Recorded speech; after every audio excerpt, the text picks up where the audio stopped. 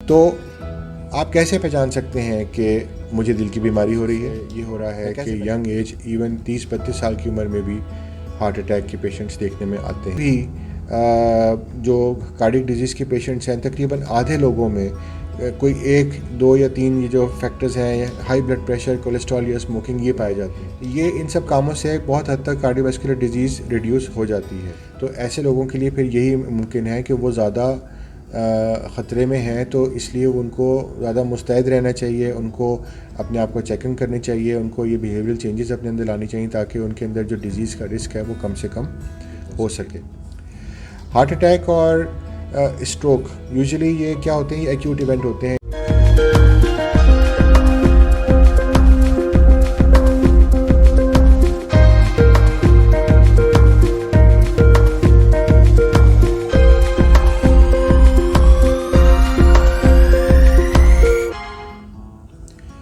सेहत talks YouTube channel में आप सबको डॉक्टर सुलेमान की जानिब से खुश आमदीद। इस चैनल पे तिब्बी मसाइल के बारे में मुस्तनद मालूमात फ़राहम की जाती है और मेरा मकसद ये होता है कि लेटेस्ट अपडेट्स के साथ जो मुस्तनद मालूमात है उसके थ्रू आपके ख़यालात और आपकी जो मालूमात है उसको मज़ीद इनलाइटन किया जा सके, उसको मज़ीद रोशन किया जा सके और सेहतमंद रहने में मैं आपकी मदद कर सकूँ। मैं सेंट्रल क्लिनिक्स नामी एक कंपनी से मुंसलिक हूँ जिसके थ्रू आप आसानी से अपने घर बैठे मुझसे रब्ता कायम करके अपनी कंसल्टेशन हासिल कर सकते हैं, जिसके लिए आपको डिस्क्रिप्शन में रब्ता के तरीक़ेकार से आगाह कर दिया जाएगा। हर मंगल, जुमेरात और हफ्ता मैं एजुकेशनल कंटेंट तैयार करता हूँ और आप आपकी सजेशंस सराखों पर आप मुझे बिल्कुल बता सकते हैं कि किस टॉपिक पे आप गुफ्तगू सुनना चाहते हैं। और हर इतवार को सेहत टॉक्स फेसबुक लाइव पर भी आप मुझसे रब्ता कायम कर सकते हैं। तो लाइक, सब्सक्राइब और शेयर ज़रूर कीजिए। अगर आपकी पसंदीदगी मिलेगी तो मुझे मज़ीद हौसला मिलेगा और इससे हम सबका फ़ायदा होगा। तो आइए देखते हैं कि आज हमारे पास क्या उन्वान है और हम आप क्या डिस्कस करना चाह रहे हैं। होता ये है कि दिल की बीमारियाँ फ़ी ज़माना बहुत ज़्यादा फैलती जा रही हैं, बहुत कॉमन हो गई हैं। पहले हम देखते थे कि बड़ी उम्र के लोगों में दिल का दौरा हुआ करता था, लेकिन अब काफ़ी अरसे से ये हो रहा है कि यंग एज इवन 30-32 साल की उम्र में भी हार्ट अटैक के पेशेंट्स देखने में आते हैं, फालिज के मरीज़ देखने में आते हैं। तो एज अ डॉक्टर मैं ये समझता हूँ कि लोगों को इस बारे में कुछ अवेयरनेस होनी चाहिए, क्योंकि ये एक अनदेखा दुश्मन है। हर इंसान को इस बारे में मालूमात है कि उसको दिल का दौरा हो सकता है, कैसा हो सकता है, लेकिन इसका जो खौफ है वो लोगों को रोकता है कि वो डॉक्टर से बर वक्त रब्ता कायम ना कर सकें, और एक खौफ की कैफियत है जिसको आज हम तोड़ना चाहते हैं। राइट। सबसे पहले इम्पॉर्टेंट बात यह है कि कार्डियोवैस्कुलर डिजीज़ है क्या। कार्डियोवैस्कुलर यानी दिल और जो दिल की शरियानें हैं उनसे रिलेटेड जो भी डिजीज़ हैं उसे कार्डियोवैस्कुलर डिजीज़ का नाम दिया जाता है। और ये एक ग्रुप है जिसमें कॉरोनरी हार्ट डिजीज़, जिसको कि दिल की बीमारी या दिल का दौरा कहते हैं, उसमें वो शरियानें इन्वॉल्व होती हैं जो कि दिल को ब्लड सप्लाई देती हैं। या फिर सेरेब्रोवैस्कुलर डिजीज़ है जिसे हम आम अल्फाज में फालिज या स्ट्रोक कहते हैं। कार्डियोवैस्कुलर डिजीज़ क्या चीज़ है, ये जानना बहुत अहम है। कार्डियोवैस्कुलर डिजीज़ के जो अवामिल हैं उनके अंदर एक पेरिफेरल वैस्कुलर डिजीज़ भी शामिल है, जो कि उन शरियानों की या उन वरीदों की या उन आर्टरीज़ और वेंस की डिजीज़ है जो कि बाजुओं में और टांगों में होती हैं। इसके साथ साथ रूमेटिक हार्ट डिजीज़ है जो कि दिल के वेल्व के अंदर कुछ बीमारी आ जाती है जोड़ों की तकलीफ़ के बाद, और ये अमूमन एक बैक्टीरिया है, स्ट्रेप्टोकोकल बैक्टीरिया, उसकी वजह से ये बीमारी फैलती है।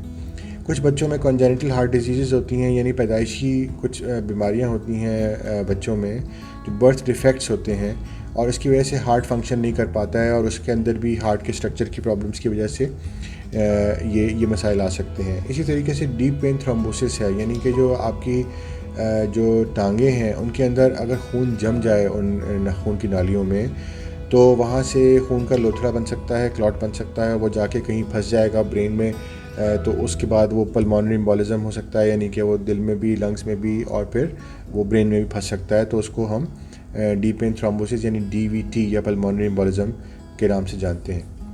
तो ये एक ग्रुप ऑफ डिसऑर्डर्स है बेसिकली जिसे हम कार्डियोवैस्कुलर डिसऑर्डर कहते हैं। इसमें मेन जो समझने की चीज़ है वो है कॉरोनरी आर्टरी डिजीज़, यानी कि दिल की बीमारी, दिल की शरियानों की बीमारी जिसमें आर्टरियाँ ब्लॉक हो जाती हैं, या फिर सेरेब्रोवैस्कुलर डिजीज़ जिसको हम फालिज या स्ट्रोक के नाम से जानते हैं। अब होता यह है कि हार्ट अटैक या स्ट्रोक ज़्यादातर 70 साल की उम्र के अंदर भी ये अब देखा जा रहा है, यानी कि 1/3 से ज़्यादा मरीज़ ऐसे हैं जो कि इस बीमारी में मुब्तला हो जाते हैं जो 70 साल की उम्र से कम होते हैं। सबसे पहले हमें देखना चाहिए कि डिज़ीज़ बर्डन क्या है। डिज़ीज़ बर्डन कहते हैं कि एक बीमारी कितनी ज़्यादा है पब्लिक के अंदर। तो हम ये देखते हैं कि 75% जो कार्डियोवैस्कुलर डेथ्स हैं वो लो और मिडिल इनकम कंट्रीज़ के अंदर और लो और मिडिल इनकम इलाकों के अंदर ज़्यादा पाई जाती हैं। तो ये बीमारी जो है वो एफ्लुएंट क्लासेस की नहीं है, ये उन लोगों की है जो कि मिडिल क्लास लोग होते हैं। और 85% जो तमाम डेथ्स हैं कार्डियोवैस्कुलर, उनके अंदर जो मेन कल्प्रिट है वो है हार्ट अटैक और स्ट्रोक। स्ट्रोक मींस फालिज, हार्ट अटैक मींस दिल का दौरा। तो कार्डियोवैस्कुलर डिजीज़ WHO के हिसाब से लीडिंग कॉज ऑफ डेथ हैं पूरी दुनिया में, और 17.9 million lives each year are affected, यानी कि 17.9 मिलियन लोग हर साल इस बीमारी से मुब्तला हो जाते हैं। जो मिडिल ईस्ट और नॉर्थ अफ्रीका का रीजन है उसमें बीमारी काफ़ी ज़्यादा फैल रही है, और वहाँ पर तकरीबन 1.4 मिलियन अफराद हर साल इस बीमारी से मुब्तला हो जाते हैं। समझने की चीज़ ये है कि behavioural risk factors heart disease और स्ट्रोक के लिए बहुत अहम है, यानी कि जो हमारा बिहेवियर है, हमारी ज़िंदगी का तरीक़ेकार है, हमारा लाइफस्टाइल है, उसकी बहुत अहमियत है इस बीमारी में। अनहेल्दी डाइट अगर हम ले रहे हैं, हमारी फ़िज़िकल एक्टिविटी कम है, हमारी वर्जिश नहीं है, सिगरेट का इस्तेमाल, तंबाकू का इस्तेमाल या फिर अल्कोहल का इस्तेमाल, ये वो बिहेवियरल चीज़ें हैं जिनकी वजह से बीमारी बहुत ज़्यादा फैलती है। अमेरिका में अगर देखा जाए तो जितने भी जो कार्डियक डिजीज़ के पेशेंट्स हैं, तकरीबन आधे लोगों में कोई 1, 2 या 3 ये जो फैक्टर्स हैं, हाई ब्लड प्रेशर, कोलेस्ट्रॉल या स्मोकिंग, ये पाए जाते हैं। तो हमारा आज का जो उन्वान है उसमें हम ये डिस्कस करेंगे कि हार्ट डिजीज़ क्या है, कैसे आप उसको पहचान सकते हैं और क्या करके आप हार्ट डिजीज़ से बच सकते हैं। बिहेवियर का जो इफ़ेक्ट है, यानी ब्लड प्रेशर का कंट्रोल, कोलेस्ट्रॉल का कंट्रोल और वज़न का कंट्रोल, स्मोकिंग का कंट्रोल, ये वो इंटरमीडिएट रिस्क फैक्टर्स हैं जो कि आप मॉडिफाई करके अपने आप को बचा सकते हैं। और ये इन फैक्टर्स को मैनेज करने के लिए आपका जो फैमिली डॉक्टर हैं उनके साथ रब्ता करके बासानी आप इन मसाइल को कन्फ्रंट कर सकते हैं। जैसे कि टोबैको का इस्तेमाल हम कम कर सकते हैं, हम डाइट में सॉल्ट कम कर सकते हैं ताकि हमें प्रेशर में हमें कमी मिले, फ्रूट्स और वेजिटेबल्स का ज़्यादा इस्तेमाल किया जा सकता है, फ़िज़िकल एक्टिविटी हम अपनी बढ़ा सकते हैं, अल्कोहल की कंजम्पशन हम रिड्यूस कर सकते हैं। ये इन सब कामों से बहुत हद तक कार्डियोवैस्कुलर डिजीज़ रिड्यूस हो जाती है। लेकिन कुछ अवामिल ऐसे हैं जो हम नहीं कंट्रोल कर सकते, जैसे हम अपना जेंडर नहीं चेंज कर सकते, हम अपनी एज नहीं तब्दील कर सकते, हमारे ख़ानदान में अगर फैमिली हिस्ट्री ऑफ डिजीज़ है तो हम उसे तब्दील नहीं कर सकते। तो ऐसे लोगों के लिए फिर यही मुमकिन है कि वो ज़्यादा ख़तरे में हैं, तो इसलिए उनको ज़्यादा मुस्तैद रहना चाहिए, उनको अपने आप को चेकिंग करनी चाहिए, उनको ये बिहेवियरल चेंजेस अपने अंदर लानी चाहिए ताकि उनके अंदर जो डिज़ीज़ का रिस्क है वो कम से कम हो सके। तो डॉक्टर का काम ये है कि उन अफराद को आइडेंटिफाई किया जाए जिनके अंदर इस बीमारी का रिस्क ज़्यादा है, ताकि उनको बर वक्त हम वो एहतियाती तदाबीर भी बचा सकें, और अगर खुदा न खास्ता उनको बीमारी हो तो हम उनको बर वक्त इलाज भी मुहैया कर सकें। तो ये जो सर्विसेज हैं प्राइमरी हेल्थ केयर सेंटर्स, वो सेंटर्स होते हैं जहाँ पे आपकी क्लिनिक, आपकी कम्युनिटी में डॉक्टर, फिजिशियंस दस्तयाब हैं और वो आपकी हेल्प करने के लिए रेडी हैं। प्रिवेंशन 3 तरह की होती है, प्राइमरी प्रिवेंशन, सेकेंडरी प्रिवेंशन और टर्शरी प्रिवेंशन। प्राइमरी प्रिवेंशन उसे कहते हैं कि जब डिज़ीज़ नहीं हुई और हम डिज़ीज़ को रोकने की कोशिश कर रहे हैं। मैं मिसाल देता हूँ आपको कि पोलियो की बीमारी है, पोलियो की बीमारी अगर नहीं है अभी किसी को और हम उसको पोलियो के कतरे पिला रहे हैं, तो हम बीमारी को होने से रोकने के लिए एक स्पेसिफिक प्रोटेक्शन प्रोवाइड कर रहे हैं जिससे कि आप पोलियो से बच सकते हैं। ये हेल्थ प्रमोशन और स्पेसिफिक प्रोटेक्शन के ज़ुमरे में आता है। जैसे कोविड के ख़िलाफ़ वैक्सीनेशन है, कोविड से पहले आप वैक्सीन ले रहे हैं, टेटनस से पहले आप वैक्सीन ले रहे हैं, टीबी से पहले आप वैक्सीन ले रहे हैं, डाइट और लाइफस्टाइल चेंजेस करके, स्मोकिंग को स्टॉप करके आप हार्ट डिजीज़ को होने से पहले रोक रहे हैं। ये है प्राइमरी प्रिवेंशन। अब जब आप ये सब करने में फेल हो जाएंगे तो सेकेंडरी प्रिवेंशन का वक्त आएगा, यानी कि डिजीज़ हो गई, खुदा न खास्ता अटैक आ गया, खुदा न खास्ता स्ट्रोक आ गया। अब क्या किया जाएगा? उस वक्त हम ये करते हैं कि हम अर्ली डायग्नोसिस और प्रॉम्प्ट ट्रीटमेंट पे फोकस करते हैं कि जल्द से जल्द तशखीस की जाए, जल्द से जल्द इलाज किया जाए, ताकि टर्शियरी प्रिवेंशन के तरफ हम जा सकें, जिसमें कि डिसेबिलिटी लिमिटेशन है, यानी कि जो मरीज़ को, अगर किसी को स्ट्रोक हो गया है, फारिज हो गया है और उसको वीकनेस डेवलप हो गई है आधे जिस्म की, तो अब वो कैसे ज़िंदा रहेगा, उसको हमने सिखाना है, उसकी रिसोर्सेज को हमने गैदर करना है। जब आग लग जाती है तो आग लगने के बाद वो रिसोर्सेज गैदर करके वापस डेवलपमेंट की जाती है, ताकि उसी सिनेरियो के साथ हम ज़िंदा रहना सीख लें। तो primary prevention, secondary prevention, tertiary prevention. आज की इस गुफ्तगू का मकसद ये है कि हम आपको ये गाइड कर सकें कि प्लीज़ प्राइमरी प्रिवेंशन पे फोकस करें, ताकि आपको बीमारी से बचना मुमकिन हो सके।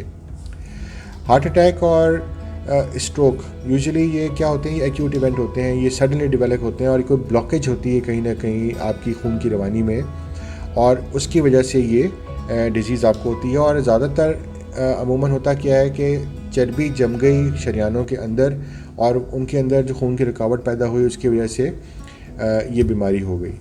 इस तस्वीर में आप देख सकते हैं कि ये एक ब्लड वेसल है, एक शरियान है। इसके अंदर 3 लेयर्स होती हैं, एक इसकी आउटसाइड लेयर होती है, एक इसकी इनसाइड लेयर होती है और एक बीच में मसल्स की यानी पट्ठों की लेयर होती है। यहाँ पे ये एक्चुअल तस्वीर है कि ये प्लैक जिसको हम कहते हैं ये जमा हो गया, और इसकी वजह से अब आप देख सकते हैं कि जो गोल इसका ल्यूमन था, इसकी नाली थी, वो उसमें अब स्पीड ब्रेकर जैसा बन चुका है।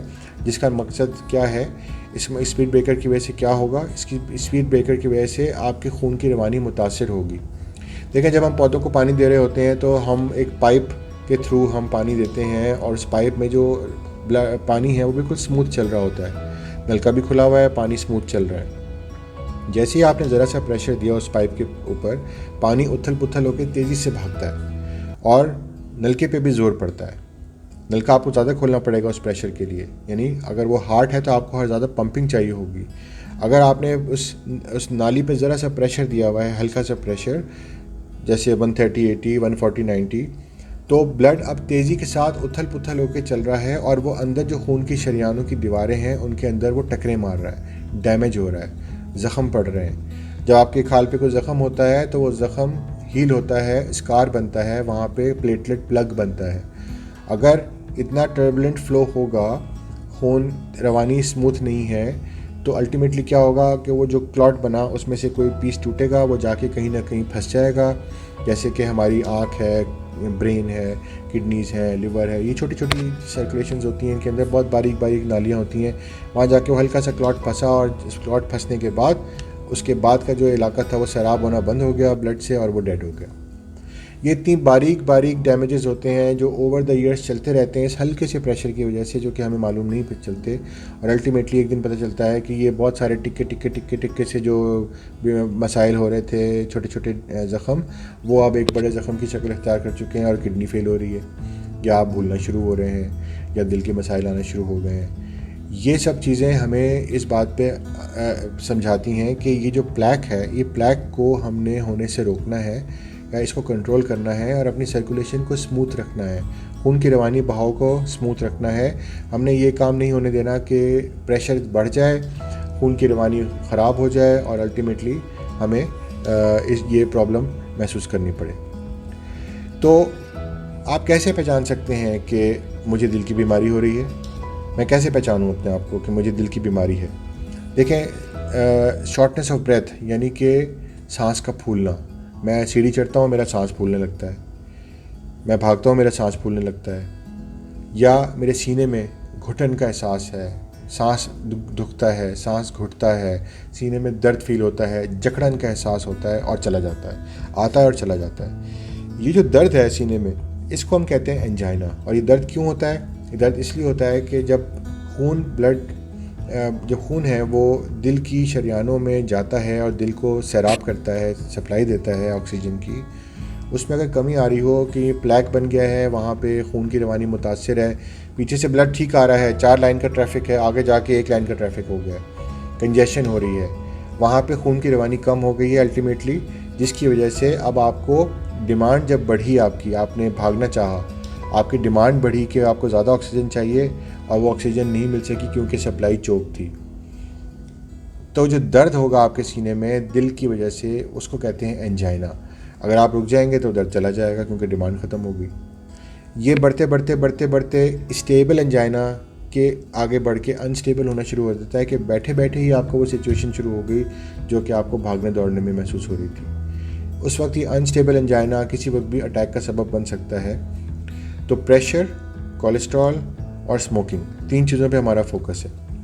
दिल की धड़कन बेतरतीब हो सकती है, तजाबियत जैसी फीलिंग हमें आ सकती है, पाँव पे सूजन आ सकती है, लैक ऑफ स्टेमिना, मुसलसल नकाहत का एहसास, थकन का एहसास, काम पे जाना मुश्किल है, सीढ़ी चढ़ना मुश्किल है, नीचे जाना मुश्किल है, बाज़ार जाना मुश्किल है, सांस फूलता है, थकन हो जाती है, आराम की ज़रूरत पड़ती है, एक अननोन फटीग है जो कि मुसलसल जारी है। तो ऑब्वियसली हम ये सोचते हैं उस वक्त कि इसके दिल की चेकिंग होनी चाहिए।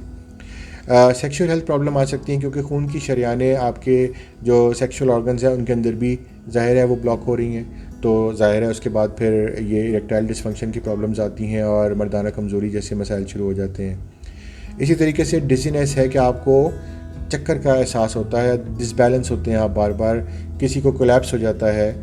फिर स्लीप एपनिया, स्लीप एपनिया में ऐसा होता है कि आपको नींद आई, गहरी स्लीप हुई, आप खराटे ले रहे थे मे बी, और अल्टीमेटली अचानक आपका सांस ब्लॉक हुआ और आप हड़बड़ा के उठे और उसके बाद आप फिर सो गए। इंसान को महसूस नहीं होता कि वो कब उठा और कब सो गया, वो डीप स्लीप में होता है उस वक्त, लेकिन इससे बहुत ज़्यादा प्रेशर आपके हार्ट के ऊपर पड़ता है और अल्टीमेटली स्लीप एपनिया वाले लोगों को हार्ट अटैक की चांसेस आ जाते हैं। तो ये वो कॉमन साइंस हैं जो कि आम आदमी ये समझ सकता है जिनके साथ कि मुझे दिल की कोई तकलीफ़ तो नहीं हो रही। अगर तकलीफ़ हो रही है तो ऑब्वियसली आप अपने डॉक्टर से जल्दी से रब्ता कर सकते हैं। तो अब आपके साथ अगर ये साइंस आ रही हैं तो करना क्या है? Better safe than sorry. अगर आप एक ट्रेन के ट्रैक पे चल रहे हैं, ट्रैक आगे जाके टर्न हो रहा है और टर्न पे मैं खड़ा हुआ हूँ, मैं ट्रेन आता हुआ देख रहा हूँ, आपको ट्रेन नज़र नहीं आ रही है और मैं आपको इशारे से कह रहा हूँ कि आप पटरी से साइड पे हो जाएं। आप कह रहे हैं कि यार ये अजीब इंसान है, ये मुझे खामखा परेशान कर रहा है, इतनी अच्छी ठंडी ठंडी हवा चल रही है, परिंदे चहचहा रहे हैं, बादल आए हुए हैं, दूर दूर तक कोई नामो निशान नहीं है और ये कह रहे हैं कि ट्रेन आ रही है। मुझे ट्रेन नज़र आ रही है, आपको नज़र नहीं आ रही, हेड ऑन होने लगा है, मुझे नज़र आ रहा है और मैं इसलिए आपको वार्न कर रहा हूँ कि बर वक्त साइड पे हो जाएं, चलते रहें उसी ट्रैक पे लेकिन साइड पे हो जाएं, थोड़ी चेंजेस कर लें, थोड़ी लाइफस्टाइल चेंजेस कर लें, अपने आप को बचा लें। बेटर सेफ देन सॉरी, ये बड़ी इंपॉर्टेंट बात है कि ऐसे लाइफस्टाइल चेंजेस हम करें जिनकी वजह से हमें सपोर्ट मिल सके। इसके बाद आते हैं कुछ टेस्ट जो कि ऐसी सूरत हाल में डॉक्टर्स आपके लिए सजेस्ट कर सकते हैं, जिसमें कोलेस्ट्रॉल के टेस्ट हैं, CRP लेवल है, शुगर का टेस्ट है, ट्राइग्लिसराइड का टेस्ट है, good cholesterol, bad cholesterol, HbA1c। ये टेस्ट हम करके आपको कुछ हेल्प आउट कर सकते हैं कि मालूम हो सके कि आपके दिल की क्या तकलीफ़ है, सिचुएशन क्या है, और इसके साथ साथ एक ECG भी आपका किया जा सकता है। तो अब हम बात करते हैं कि हमें करना क्या है। हमें बैड कोलेस्ट्रॉल को कम करना है, गुड कोलेस्ट्रॉल को बढ़ाना है। बैड कोलेस्ट्रॉल को बढ़ाने के लिए हम अगर वॉक करें और सी फूड यानी कि समुद्री मछली का गोश्त हफ्ते 10 दिन में एक बार थोड़ा सा खा लें तो हमें वो ओमेगा 3 फैटी एसिड्स मिल जाएंगे जो कि ट्राइग्लिसराइड नामी कोलेस्ट्रॉल को काटते हैं, और जिसके बाद आपको कोलेस्ट्रॉल की कमी हो सकती है और नॉर्मल लेवल पे आ सकते हैं और ये ख़तरा कम हो सकता है। प्रेशर को कंट्रोल करना, जब प्रेशर मैंने जैसे बताया, जब भी आप पानी के प्रेशर पे हल्का सा दबाव डालेंगे ब्लड बहुत तेज़ फ्लो करेगा और आपकी जो शरियानें हैं जिसमें जगह जगह उनके अंदर डैमेजेस आएंगे। और इसी तरीके से प्री डायबिटीज़ के ऊपर मैंने एक वीडियो बनाई है पहले भी, उसका मैं लिंक आपको आई बटन पे दे दूँगा, वो आप देखिए। प्री डायबिटीज़ एक ऐसी कंडीशन है जिसमें अभी आप नॉर्मल नहीं हैं और आप डायबिटिक भी नहीं हैं, लेकिन एक बीच की सिचुएशन है। इसको आप इस तरीके से समझिए कि आपने अपने घर से चलना है और आपने एयरपोर्ट तक जाना है। अब आप घर से चले हैं और एयरपोर्ट तक पहुंचे हैं, एयरपोर्ट के बिल्कुल बाहर खड़े हैं, लेकिन टेक्निकली आप एयरपोर्ट के अंदर पहुंचे नहीं हैं। अब आप एयरपोर्ट पे पहुंचेंगे नेक्स्ट स्टेप लेके, लेकिन आप घर से ऑलरेडी आ चुके हैं, यहाँ तक नॉर्मल से बहुत दूर आ चुके हैं। तो कागज़ पे आप नॉर्मल हैं, लेकिन अगला स्टेप लेंगे तो डायबिटीज़ हो जाएगी। ये प्री डायबिटीज़ को हमने कंट्रोल करना होता है, और इस सिचुएशन में काफ़ी सारी चेंजेस आपकी बॉडी में ऐसी आती हैं जिससे आपके कोलेस्ट्रॉल्स बढ़ने का चांस होता है। इसी तरीके से वज़न कम करना है, इसका एक अहम फीचर है जिसको हम इम्पॉर्टेंट समझते हैं। ख़ास तौर पे जो एडवाइस आपके लिए है कि हफ्ते में 5 दफ़ा 30 मिनट की तेज़ कदमों से चहलकदमी इनफ है कोलेस्ट्रॉल को कंट्रोल करने के लिए। ये 150 मिनट बनते हैं एक हफ्ते में, और ये आपको बहुत कोलेस्ट्रॉल में इम्प्रूवमेंट प्रोवाइड कर सकते हैं। पानी का अच्छा इस्तेमाल करना चाहिए। जितना पानी ज़्यादा इस्तेमाल करेंगे खून का गाढ़ापन कम होगा और खून में ऑक्सीजन डिलीवरी उतनी इम्प्रूव होती चली जाएगी। तो ये एक बहुत इंपॉर्टेंट एस्पेक्ट है। और सबसे इम्पॉर्टेंट चीज़ स्मोकिंग को कम करना, अल्कोहल अगर लेते हैं तो उसे कम करना, ये बहुत इंपॉर्टेंट चीज़ है। जितना आप स्मोकिंग जल्दी छोड़ेंगे उतना आपका रिस्क कम होगा, उतना आपके शरियानों में इन्फ्लेमेशन, सोजिश वरम होने के चांसेस कम होंगे, और उतना ही अटैक आने का चांस कम होगा। कुछ सप्लीमेंट्स हैं जिनका ये मैंने अभी लिस्ट किया है, और मज़ीद वीडियोस में हम इनके ऊपर इंडिविजुअली डिस्कशन भी करेंगे। विटामिन डी है, नायसिन है, विटामिन के है, ओमेगा 3 फैटी एसिड्स हैं, मैग्नीशियम है, जिंक है, फाइबर है आपकी डाइट के अंदर। ये सब चीज़ें वो हैं जो कि आपके हार्ट को, हेल्थ को अच्छा करती हैं। और आपने देखा होगा कि आपके यहाँ जो आटा मिलता है वो फोर्टिफाइड है, घी मिलता है वो फोर्टिफाइड है, दूध मिलता है वो फोर्टिफाइड है, दही मिलता है वो फोर्टिफाइड है। यानी कि उनके अंदर ये न्यूट्रिएंट्स डाले जाते हैं ताकि आपको ये चीज़ें प्रोवाइड हो सकें। तो कंक्लूजन ये है इस सारे प्रेजेंटेशन का कि आप दिल की बीमारी को समझ सकें, आप उसको पहचान सकें, और आप उसके ख़िलाफ़ एक जहन बना के अपनी लाइफ में ऐसी चेंजेस ला सकें कि आपको बीमारी से होने से पहले उससे बचाव महसूस हो और आप इसमें कामयाबी हासिल कर सकें। Thank you very much. देखने का बहुत बहुत शुक्रिया। लाइक ज़रूर कीजिएगा। Sharing is caring. अगर आप केयर करते हैं किसी के लिए तो उसके साथ शेयर कीजिए, और इसमें अपने रिव्यूज़ भी दीजिए, कमेंट्स भी दीजिए, सजेशंस भी दीजिए, ताकि मेरा हौसला बढ़े, मेरी टीम का हौसला बढ़े, और हम मज़ीद आपके लिए अच्छा काम कर सकें। Thank you very much. Take care.